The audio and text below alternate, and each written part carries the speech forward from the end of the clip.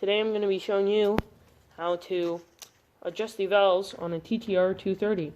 First thing you're going to need is a flathead screwdriver, so then you can remove these two caps. Then you're going to get a 17 millimeter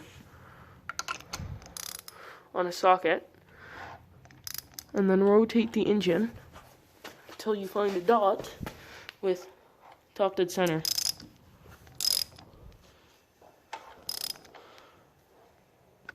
So I believe I'm there, and just to confirm, what I can do, I can remove these two bolts, so that'll show me.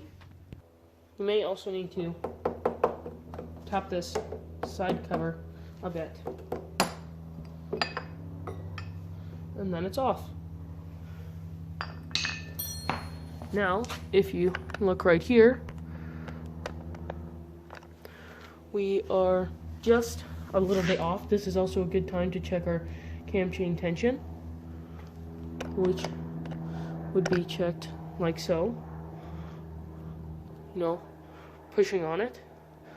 And currently ours is great because this is an automatic cam chain tensioner, so not a problem. And yeah, it will be the third line down here. You're going to see 3 lines, 1, 2, and 3. The third one is top dead center. Now what we're going to do is we're going to remove this cap and this one over here. This is also a great time to see if your cam chain has stretched by getting it at the third line, seeing how it's perfectly aligned, and then seeing how this is also perfectly aligned.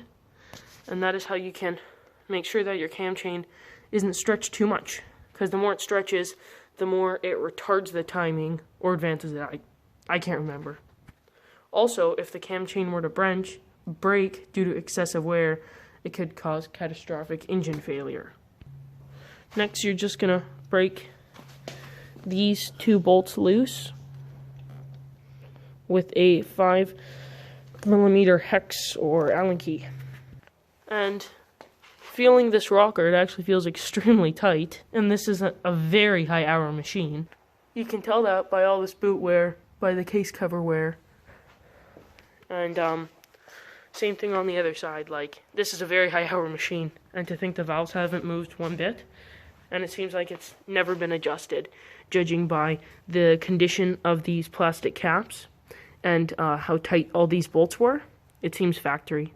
So I just adjusted the intake side. Its spec is 0.05 millimeters to 0.09 millimeters.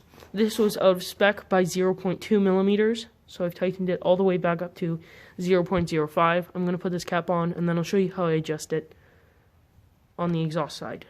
So I've broken all these bolts loose, and I'm just going to remove the cap. So the exhaust side feels considerably looser. You can even see that play, so probably needs to be adjusted. The maximum looseness, I guess you'd call it, is 0.19 millimeters. All I have is a 20, and I am pretty sure that it's going to slide in no problem. So this one's a little looser. All I'm going to do is I'm going to get a box end wrench, 10 millimeter. I'm going to crack it loose till it's loose to the finger. Then I suggest you get your smallest one, so then you have the longest interval before you have to adjust them again. Some people try to aim right for the middle. It's entirely up to you. So what you're going to do is you're going to slide it in, then you're going to get the square piece. You're going to tighten that down. Make sure your 10 mil is near you. Sometimes you got to loosen up this a bit more just to get that extra bit of tightness per se. Another thing that I noticed is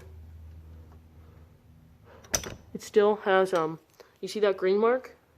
That is the factory showing that they've torqued this. So that's very tight. It's a little loose on 0.15, so let's get a 0.18 because they don't have a 0.19, and let's give it a try.